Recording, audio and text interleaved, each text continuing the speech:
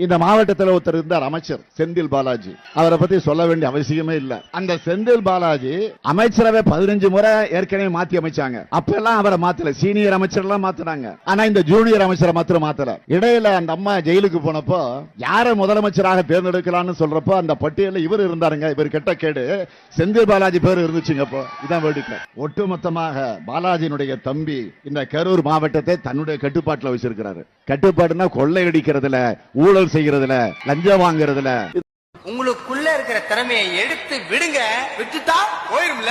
கோவை மாவட்டத்துக்கு அரசு திட்டங்களை சிறப்பாக செயல்படுத்த கம் பேக் கொடுத்திருக்கிறார் நம்முடைய செந்தில் பாலாஜி அவர்கள். அவருடைய சிறப்பான வேகமான செயல்பாடுகளை பார்த்து நடுவில் சில தடைகளை ஏற்படுத்தினாங்க.